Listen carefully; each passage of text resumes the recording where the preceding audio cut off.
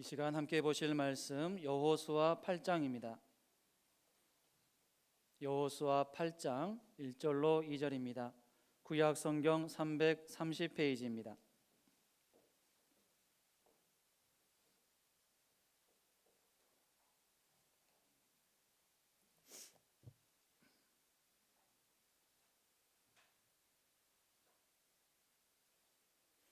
다 같이 한 목소리로 읽도록 합니다. 시작. 여호와께서 여호수아에게 이르시되 두려워하지 말라, 놀라지 말라. 군사를 다 거느리고 일어나 아이로 올라가라.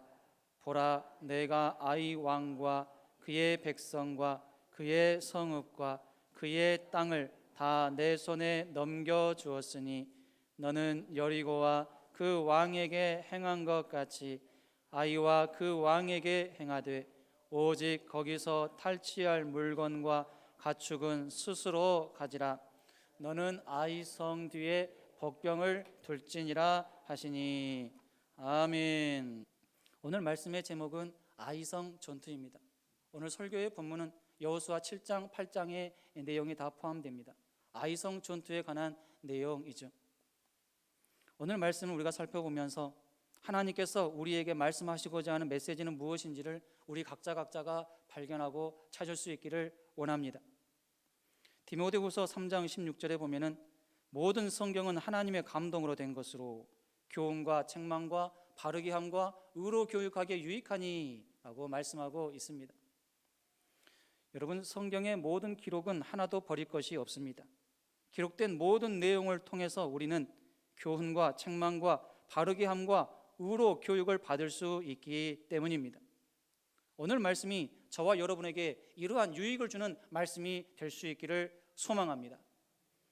아이성 전투는 총 2번에 걸쳐서 일어난 전투였습니다. 첫 번째 전투는 이스라엘 백성이 여리고 성을 정복한 후에 아이성을 쳐들어가서 치렀던 전투였습니다. 그런데 1차 전투에서는 이스라엘 백성들이 패했습니다. 아이성에 패했어요.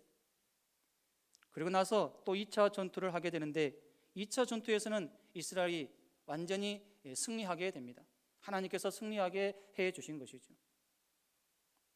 아이성 전투는 어떤 전투인가 할 때 결론적으로 먼저 말씀을 드리면 아이성 전투는 승리와 패배의 원인을 우리에게 확실하게 가르쳐주는 전투이다라고 말씀을 드릴 수가 있습니다. 하나님께서 함께 하시지 않는 전투는 반드시 패배한다라는 사실을 아이성 전투가 가르쳐준다라는 사실을 믿으시기를 바랍니다. 하나님께서 함께 하시지 않을 때는 언제일까요? 언제 하나님께서 함께 하시지 않을까요? 아간의 범죄와 같은 범죄가 이루어지고 있을 때입니다. 이러한 때에는 하나님께서 함께 하시지 않습니다. 어떤 일을 해도 패하게 되어 있어요. 오늘 본문 여호수아 7장 1절 말씀에 보면 이스라엘 자손들이 온전히 바친 물건으로 말미암아 범죄하였으니 이는 유다 지파 세라의 증손 삽디의 손자 갈미의 아들 아간이 온전히 바친 물건을 가졌습니다. 여호와께 이스라엘 자손들에게 진노하시니라. 아간의 범죄는 어떤 범죄였나요? 하나님의 명령을 무시하고 하나님의 명령을 대적했던 그러한 범죄였습니다. 여리고 성은 하나님께 바쳐진 첫 성읍이었습니다. 첫 번째 전쟁이었어요. 가나안의 첫 열매된 성이었습니다. 그래서 하나님께서는 특별히 여리고 성을 정복할 때 진멸하라라고 말씀하셨습니다. 하나도 취하지 말라, 온전히 하나님께 다 바쳐라. 특별한 의미에서 하나님께서 그렇게 명령을 하신 것이죠. 사전에 경고하셨습니다. 여호수아 6장 18절로 19절에 보면은 너희는 온전히 바치고 그 바친 것 중에서 어떤 것이든지 취하여 너희가 이스라엘 진영으로 바치는 것이 되게 하여 고통을 당하게 되지 아니하도록 오직 너희는 그 바친 물건에 손대지 말라. 은금과 동철 기구들은 다 여호와께 구별될 것이니 그것을 여호와의 곳간에 드릴지니라 하니라. 하나님께서 사전에 경고하셨고 확실하게 말씀하셨어요. 그런데 아간은 이러한 하나님의 경고를 무시하고 여리고 성의 물건들에 손을 댔습니다. 그리고 그것을 취했습니다. 하나님께서는 이러한 아간의 행위를 단순한 범죄로 보시지 않았습니다. 하나님의 명령을 무시한 심각한 범죄 행위로 보았습니다. 하나님을 대적하는 행위로 보셨습니다. 여호수아 7장 11절에 보면 이스라엘이 범죄하여 내가 그들에게 명령한 나의 언약을 어겼으며 또한 그들이 온전히 바친 물건을 가져가고 도둑질하며 속이고 그것을 그들의 물건들 가운데에 두었느니라. 아간의 범죄는 어떤 범죄입니까? 하나님께서 취하지 말라고 하는 그것을 취하는 그러한 범죄였습니다. 하나님께서 함께 하시지 않을 때는 언제입니까? 아간처럼 하나님께서 취하지 말라고 한 것에 욕심을 내어서 내 것으로 취할 때입니다. 여리고성을 정복했을 때 노획물은 하나도 취해서는 안 되었습니다. 하나님께서 그렇게 말씀하셨어요. 대충 말씀하시지 않았습니다. 정확하고 구체적으로 확실하게 말씀하셨어요. 두리뭉실하게 말씀하시지 않았습니다. 헷갈리게 말씀하시지 않았어요. 누가 들어도 여리고성을 정복하고 아무것도 취해서는 안 되겠구나, 누가 들어도 알 수 있게끔 하나님께서 확실하게 말씀하셨습니다. 때문에 이것은 아무리 내가 욕심이 나도 그것을 취해서는 안 되었습니다. 아무리 내가 그것을 갖고 싶어도 손을 대서는 안 되었던 것입니다. 여러분, 하나님은 우리에게 모든 것을 다 주셨어요. 믿으십니까? 하나님께서 우리에게 허락하시지 아니하시면 우리가 가질 수도 없고 절대로 누릴 수가 없는 거예요. 우리에게는 모든 것 다 하나님께서 주신 것임을 믿으시기를 바랍니다. 모든 것을 주셨음에도 불구하고 하나님께서 특별하게 하나님 것으로 드려라, 이것은 내 것이니까 나에게 특별하게 구별해서 드려라라고 말씀하신 것들이 있습니다. 여러 가지가 있겠죠.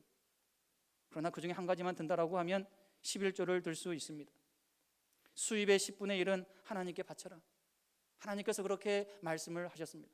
모든 것을 내가 너에게 주었다라는 것을 네가 믿는다라고 하면은 그것의 10분의 1을 나에게 바쳐야 된다. 하나님께서 그렇게 말씀을 하신 것이죠. 그런데 우리는 그것을 아까워할 때가 많이 있습니다. 그것에 욕심을 부릴 때가 많이 있어요. 그래서 욕심을 부리면서 11조를 드리지 않을 때가 많이 있습니다. 우리가 만약에 이것에 욕심을 부리면서 11조를 드리지 않는다라고 하면 어떻게 될까요?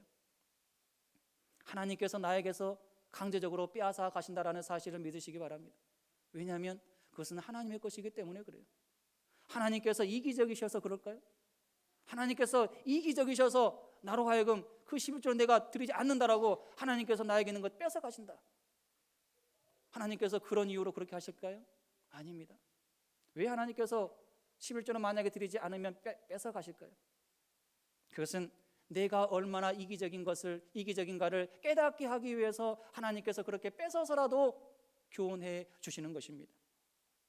하나님의 것은 하나님께 바쳐야 된다, 이것을 가르쳐 주기 위해서 하나님께서 그렇게 말씀하신다라는 사실입니다.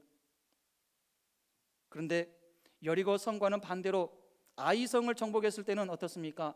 아이성의 물건들은 취해도 된다, 여리고 성은 취해서는 안 된다라고 말씀하셨는데 아이성을 정복하고 나서는 취해도 된다라고 말씀을 하셨습니다. 성읍은 불태우게 했지만 그 성에 있는 가축과 노획물은 취해도 된다라고 말씀하신 것입니다. 여호수아 8장 2절 함께 읽겠습니다. 너는 여리고와 그 왕에게 행한 것 같이 아이와 그 왕에게 행하되 오직 거기서 탈취할 물건과 가축은 스스로 가지라. 아멘. 네, 거기까지 보겠습니다. 여러분, 취해서는 안 되는 것이 있는가 하면은 취해도 되는 것도 있다라는 사실을 명심하시기를 바랍니다. 취하지 않아야 할 것에 손대지 않고 우리가 하나님의 방식대로 하나님의 것을 하나님께 드리면 우리가 손해 날 것 같지만 손해 나지 않습니다. 우리가 하나님의 것을 하나님께 드리면 하나님께서는 언젠가 하나님의 방법대로 아이성의 물건은 취할 수 있도록 하신 것처럼 우리에게도 취할 수 있는 그것을 주신다라는 사실입니다. 이러한 믿음이 우리에게 있어야 됩니다. 그래서 취할 것과 취하지 말아야 할 것, 손대도 되는 것과 손대서는 안 되는 것, 이것을 잘 구별해서 하나님께 복을 받는 삶을 살아가는 저와 여러분이 될 수 있기를 소망합니다. 아간의 범죄는 또 어떤 범죄일까요? 아간의 범죄는 은밀하게 이루어진 범죄였어요. 은밀하게 이루어진 범죄였어요. 그래서 여호수아조차도 이 아간의 범죄를 몰랐습니다. 그만큼 은밀하게 이루어졌다라는 사실입니다. 여호수아가 이 사실을 몰랐기 때문에 정탐꾼을 보낸 거죠. 만약에 여호수아가 이 사실을 알았다라고 하면은 정탐꾼을 보내는 것보다 이 문제를 더 해결해야 되니까, 이 문제가 더 심각한 문제이니까 그 범죄자를 가려내는 데 집중했을 것입니다. 그런데 여호수아는 이 사실을 몰랐기 때문에 여리고 성에 정탐꾼을 보낸 것처럼 아이 성에도 정탐꾼을 보낸 것입니다. 여러분, 지도자가 공동체 내에서 일어나는 일에 대해서 팩트를 다 알면 좋겠지만 다 알지 못할 때가 많다라는 사실을 믿으시기 바랍니다. 아간을 포함해서 그 누구도 아간의 범죄 사실에 대해서 여호수아에게 말해주지 않았습니다. 그래서 여호수아가 몰랐죠. 믿음이 좋은 여호수아라고 해서 다 알 수 있는 것이 아닙니다. 하나님께서도 그 순간에는 여호수아에게 이 사실을 숨겼어요. 알려주지 않았습니다. 여호수아가 하나님도 아니고 어떻게 다 압니까? 모르죠. 모르는 것이 많습니다. 때문에 이 부분에 있어서 우리는 여호수아를 책망할 수 없다라고 생각을 합니다. 여호수아가 왜 그 문제를 몰랐는가? 여호수아를 책망할 수 없어요. 하나님께서도 그 부분에 대해서 여호수아를 책망하지 않았습니다. 물론 설교 후반부에 말씀드리겠지만 여호수아가 아이성과의 전투에 임하기에 앞서 하나님께 묻지 않은 것에 대해서는 책망받을 일을 했다고 생각합니다. 그러나 이 문제는 좀 다릅니다. 아간의 범죄 사실에 대해서만큼은 적어도 그때 당시에 여호수아가 전혀 알지 못했으니 그 부분에 대해서만큼은 하나님께 구체적으로 물을 필요성을 느끼지 못했을 것이라는 점에서 충분히 이해가 되는 부분이다라고 생각을 합니다. 결국 여호수아는 아이성에 정탐꾼을 파견하죠. 그리고 정탐꾼은 정탐하고 나서 돌아와서 보고를 합니다. 어떻게 보고합니까? 7장 3절에 보면 여호수아에게로 돌아와 그에게 이르되 백성을 다 올라가게 하지 말고 2-3천 명만 올라가서 아이를 치게 하소서. 그들은 소수이니 모든 백성을 그리로 보내어 수고롭게 하지 마소서 하므로. 정탐꾼들의 보고를 살펴보면 그들이 아이성을 너무 쉽게 생각했다라는 것을 알 수가 있습니다. 그들은 아이성의 소수이다라고 생각을 했어요. 그러나 그때 당시에 아이성에는 12,000명이 살고 있었습니다. 12,000명의 이 숫자는 결코 적은 숫자가 아닙니다. 그것도 아이성입니다. 아이성은 상당히 정복하기 힘든 성이에요. 그 아이성에 12,000명이 있다라고 하는 것은 결코 그때 당시 숫자적으로 이스라엘 많다고 하더라도 쉽게 무시해서는 안 될 숫자였다라는 것이죠. 역사적으로 우리가 보더라도 안시성 전투, 양만춘 장군이 이끈 그 전투, 안시성 전투에서 그 당나라 대군을 숫자적으로 봤을 때는 상당히 열세였어요.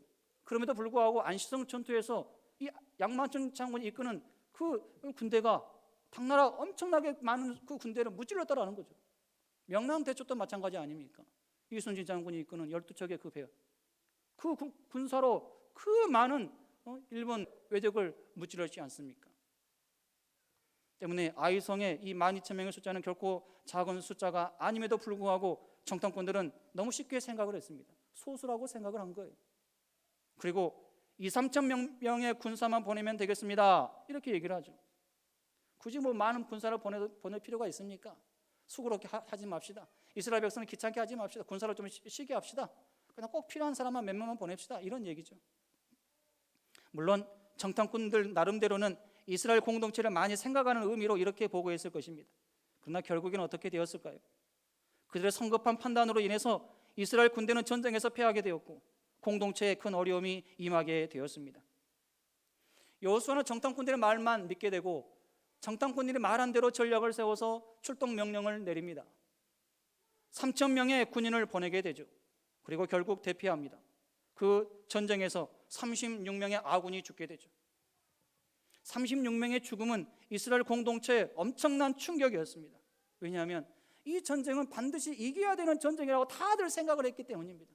절대로 질 수 없는 전쟁이다라고 다들 생각을 했어요.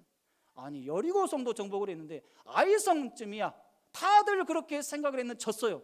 그리고 36명의 그 군인들이 죽었다라는 거죠. 엄청난 충격입니다. 하나님께서 함께 하시지 않을 때는 언제입니까? 자만할 때 하나님께서 함께 하시지 않는다라는 사실을 믿으시기를 바랍니다. 물론 이스라엘이 아이성과 1차 전투에서 패배하게 된 근본적인 원인은 아간의 범죄 때문입니다. 하지만 그것 외에도 이유를 찾는다면 몇 가지를 더 들 수 있죠. 정탐꾼들이 자만했기 때문이죠. 정탐꾼들이 어떤 자만심이 있었습니까? 여리고성을 정복한 것으로 인해서 자만했어요. 우리가 여리고성 정복했는데 아이성쯤에 우리가 쉽게 정복할 수가 있다. 아이성은 소수가 살고 있고 2, 3천 명만 보내도 충분히 정복할 수 있다. 자만심에서 나온 말이었습니다. 그리고 그들은 하나님께 전쟁 방법을 묻지 않았어요. 하나님, 우리가 어떻게 전쟁할까요? 이 아이성을 어떻게 정복을 할까요? 하나님께 방법을 구하지 않았습니다. 자기들 스스로 결론을 내어버렸어요. 자기들 스스로 이렇게 하면 됩니다. 여호수아에게 그렇게 보고를 한 거예요. 그러나 이것은 하나님의 방법이 아니었습니다. 자기들 스스로 정한 그 방법이었다라는 거죠. 여호수아도 성급했습니다. 어떤 면에서 성급했습니까? 하나님께 묻지 않고 정탐꾼들의 말만 듣고 정탐꾼들의 계획대로만 전략을 세웠다라는 점에서 성급했습니다. 만약 여호수아가 아이성을 공격하기 전에 먼저 하나님께, 하나님, 저희가 아이성을 정복하려고 하는데 어떻게 해야 할까요? 정탐꾼들은 지금 이렇게 말하는데 이렇게 해도 될까요? 하나님께 만약에 한 번이라도 먼저 그렇게 물어보았다라고 하면은 하나님께서 가르쳐 주셨을 거라고 믿습니다. 하나님께서는 절대로 정탐꾼들이 말하는 그런 방식으로 전쟁하라고 말씀하시지 않았을 것입니다. 그렇다면 하나님께서는 어떻게 말씀하셨을까요? 아마도 지금은 전쟁에 신경 쓸 때가 아니다. 지금은 전쟁에 신경 쓸 때가 아니다. 왜냐하면 이스라엘 공동체 안에 더 큰 문제가 지금 일어나고 있다. 이스라엘 내부적으로 너희들 지금 해결해야 될 그런 문제가 있다. 그 문제를 먼저 해결해야 된다. 하나님께서 그렇게 말씀하시지 않았을까요? 분명히 그렇게 말씀하셨겠죠. 여러분, 자만하게 되면 성급해지게 됩니다. 자만하게 되면 엉뚱한 행동을 하게 됩니다. 자만하게 되면 나중에 결국 후회하게 된다라는 사실을 믿으시기 바랍니다. 자만과 교만은 곧 패망의 선봉이기 때문에 그렇습니다. 사실 이스라엘과 아이성과의 두 번의 전투를 했잖아요. 아이성과의 두 번째 전투, 2차 전투에서 아이성이 패배한 원인도 결국에는 아이성의 왕과 그 군사가 교만했기 때문에, 자만했기 때문에 2차 전투에서 아이성이 패배하게 되었습니다. 자만하게 되면 올바로 판단하지 못합니다. 판단에 문제가 생기는 거예요. 여호수아 8장 14절 말씀 함께 읽겠습니다. 아이 왕이 이를 보고 그 성읍 백성과 함께 일찍이 일어나 급히 나가 아라바 앞에 이르러 정한 때에 이스라엘과 싸우려 하나 성읍 뒤에 복병이 있는 줄은 알지 못하였더라. 1차 전투에서 승리한 이 아이 왕이 그 군사를 거느리고 성급하게 나가게 되는 거예요. 자만했기 때문에 첫 번째 전투처럼 우리가 이길 것이다, 이런 자만심이 그들에게 있었어요. 그래서 잘 판단하지 못합니다. 급하게 나가죠. 복병이 있는 것을 체크하지 못합니다. 이런 실수를 하게 되죠. 또 자만하게 되면 어떻게 됩니까? 상대방의 꾀임에 쉽게 넘어가게 되어 있습니다. 여호수아 8장 15절로 17절입니다. 여호수아와 온 이스라엘이 그들 앞에서 거짓으로 패한 척하여 광야 길로 도망하며 그 성읍에 있는 모든 백성이 그들을 추격하려고 모여 여호수아를 추격하며 유인함을 받아 아이 성읍을 멀리 떠나니 아이와 베델에 이스라엘을 따라가지 아니한 자가 하나도 없으며 성문을 열어놓고 이스라엘을 추격하였더라. 이스라엘이 세운 그 계획에 완전히 넘어가는 이 아이 왕의 모습을 볼 수가 있습니다.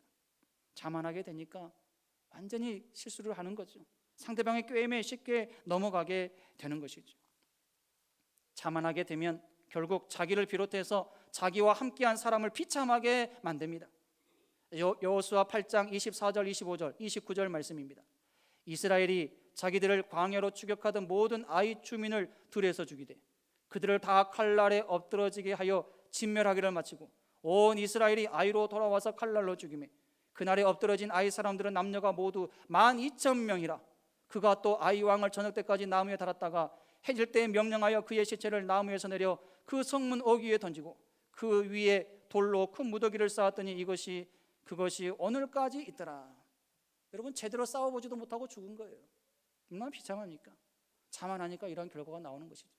자만하니까 성급한 행동을 하게 되고 잘 판단하지 못하고 결국 자기만 죽는 것이 아니라 자기와 함께하는 모든 사람들도 다 죽게 된 것입니다. 아이성은 쉽게 정복할 수 없는 성입니다. 만약 아이성의 왕들과 온 백성들이 성 안에만 있었다면 이스라엘이 쉽게 정복할 수 없는 성이었어요. 물론 여리고 성처럼 하나님께서 특별하게 초자연적인 방식으로 정복할 수도 있겠죠. 그러나 정상적인 방법으로는 절대로 정복할 수 없는 성이었습니다. 그런데 1차 전쟁에서 승리한 적이 있었던 아이성 왕을 비롯한 그들의 군대는 자만해져서 이스라엘 군대의 전략에 말려들었고 성을 완전히 비우고 모두 나왔습니다. 그러다가 매복한 군대에 의해서 성을 빼앗기게 되었습니다. 1차 전투에서는 이스라엘 군대가 자만해서 아이성 그 왕과 군사들에 의해서 패배하게 되었지만 2차 전투에서는 아이성의 그 왕과 군사들이 교만해서 이스라엘 백성들에게 패했다라는 사실입니다. 아이성 전투는 어떤 전투일까요? 정반대로 하나님께서 함께 하시는 전투는 반드시 승리한다라는 것을 가르쳐주는 전투임을 믿으시기를 바랍니다. 하나님께서 함께 하실 때는 언제일까요? 무엇이 죄인지 깨닫고 그 죄를 버릴 때 하나님께서 함께 하시는 것입니다. 여호수아는 아이성과 1차 전투에서 패배하고 난 후에 문제가 무엇인가 점검하게 됩니다. 무엇 때문에 우리가 전쟁에서 졌는가? 그것을 이제 생각하게 됩니다. 진상을 조사하게 됩니다. 그리고 그 문제의 심각성을 이제 깨닫게 되죠. 그 문제를 해결하는 데 집중하게 됩니다. 그러자 하나님께서 그 문제를 어떻게 해결해야 하는지를 가르쳐 주십니다. 여호수아 7장 12절 하반절 또 13절 말씀입니다. 그 온전히 바친 물건을 너희 중에서 멸하지 아니하면 내가 다시는 너희와 함께 있지 아니하리라. 너는 일어나서 백성을 거룩하게 하여 이르기를 너희는 내일을 위하여 스스로 거룩하게 하라. 이스라엘의 하나님 여호와의 말씀에 이스라엘아 너희 가운데 온전히 바친 물건이 있나니 너희가 그 온전히 바친 물건을 너희 가운데에서 제하기까지는 내 원수들 앞에 능히 맞서지 못하리라. 무슨 말씀입니까? 바친 물건을 너희 중에서 반드시 제해야 된다. 취한 자가 있다. 그것을 반드시 해결해야 된다. 그런 말씀이죠. 그래서 여호수아는 이제 문제를 일으킨 주범을 하나님의 방법대로 찾게 됩니다. 그 방법은 제비뽑기였어요. 제비뽑기. 하나님께서 가르쳐 주신 방법이죠. 제비뽑기를 하기 시작합니다. 먼저 12지파 중에서 어느 지파에 범죄자가 있는가 뽑게 되는데 유다 지파가 뽑히게 됩니다. 유다 지파가 뽑혔는데 유다 지파에서 또 세라 족속이 뽑히죠. 세라 족속에서 삽디의 가족이 뽑힙니다. 삽디의 가족 중에서 아간이 뽑히게 됩니다.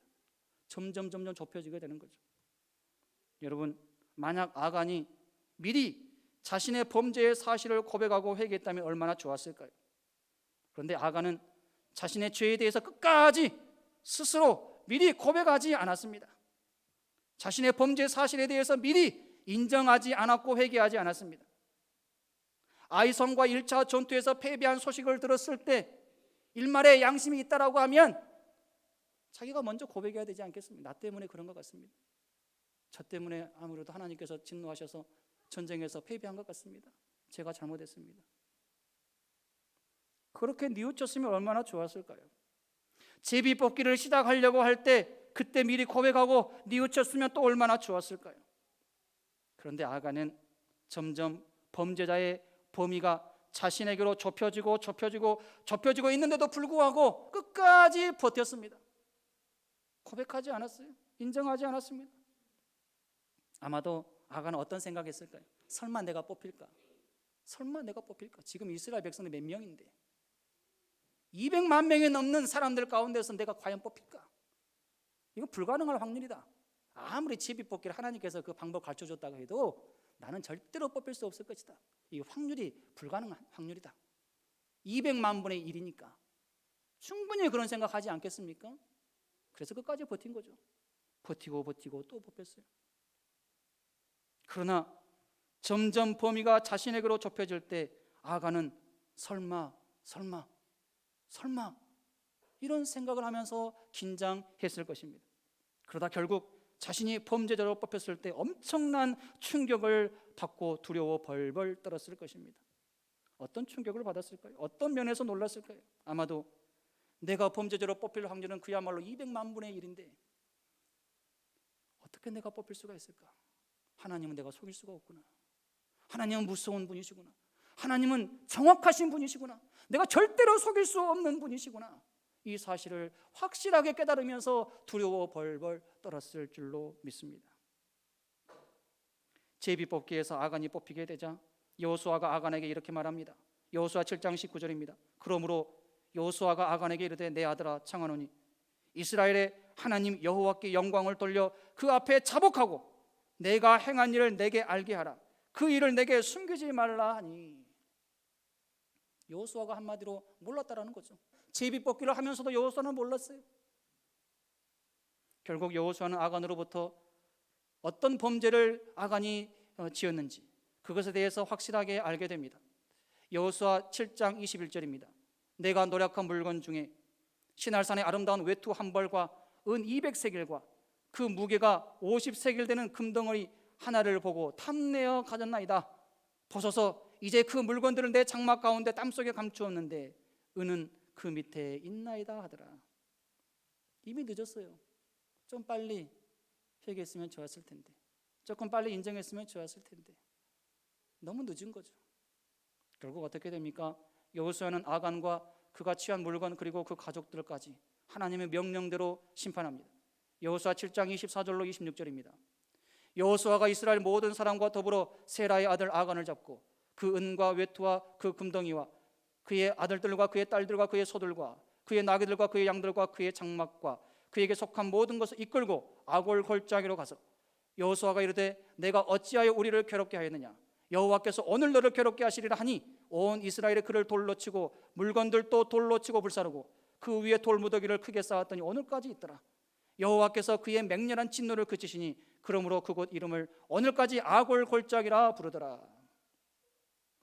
설마가 사람 잡는다는 말이 있습니다. 아간에게 딱 적용되는 말이라고 생각합니다. 아간은 설마 했어요. 그러나 설마가 자신을 죽이게 했고 그리고 가족들까지 죽이게 했습니다. 아간의 설마하는 그 교만한 마음이 그로 하여금 비참한 죽음을 맞이하게 했습니다. 자기와 함께한 가족들까지 비참한 죽음을 맞이하게 한 것입니다. 여기서 한 가지 우리는 이러한 질문을 던질 수가 있습니다. 아간만 벌을 받으면 되지 왜 가족들까지 죽게 했을까? 왜 가족들까지 죽어야만 했을까? 하나님 너무 무자비하신 분이 아니신가? 이런 질문 던질 수 있죠. 그러나 가족들에게도 책임이 있었기 때문에 하나님께서 가족들까지 함께 벌하신 것입니다. 가족들에게 어떤 책임이 있을까요? 아간이 만약에 잘못했으면 그것을 알았으면 그 심각성을 깨닫고 설득해야 되지 않겠습니까? 고백해야 된다. 잘못했다고 인정해야 된다. 회개해야 된다. 우리가 가서 먼저 말합시다. 아내는 먼저 그렇게 말해야 되지 않겠습니까? 또 자손들도 그렇게 설득해야 되지 않겠습니까? 아버지가 잘못된 길로 가고 있으면 계속해서 옆에서 그건 안 됩니다. 그렇게 해서는 안 됩니다. 말해줘야 되지 않겠습니까? 그런데 그렇게 하지 않았어요. 그렇게 하지 않았기 때문에 하나님께서 같이 벌하신 것이죠. 그들도 함께 아간이 취한 물건들로 인해서 즐거워했고 그것이 얼마나 큰 범죄인지를 인식하지 못했기 때문에 하나님께서 아간과 함께 벌하신 것이죠. 하나님은 그들에게 여러 번의 회개할 기회를 주었습니다. 1차 전투에서 패배하게 했어요. 전쟁에서 패배하게 했어요. 왜 패배했을까? 우리 때문이 아닐까? 회개할 수 있는 기회였습니다. 그때가 회개할 수 있는 기회였어요. 제비뽑기 할 때 그때가 회개할 수 있는 기회였어요. 점점 범죄자의 범위가 좁혀질 때 그때가 회개할 수 있는 기회였습니다. 그런데 그들은 그 기회를 잡지 못한 거죠. 회개할 기회를 잡지 못했어요. 회개할 기회를 잡으면 살 수 있는데 회개할 기회를 잡지 못해서 그들은 결국 비참한 삶을 살아야만 했던 것이죠.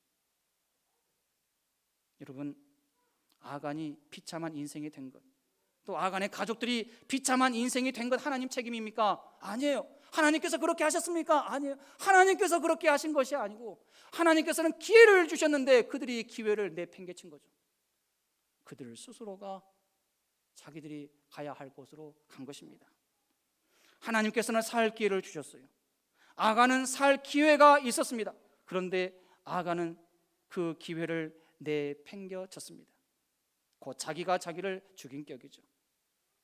하나님께서 함께 하실 때는 언제입니까? 하나님의 방법대로 따를 때입니다. 이스라엘이 치른 모든 전쟁의 승리의 배경에는 하나님의 전략이 있었습니다. 아이성과의 전투도 마찬가지죠. 아이성과의 전투를 위해서 하나님께서 제시하신 방법은 무엇입니까? 군사 3만 명을 뽑아라.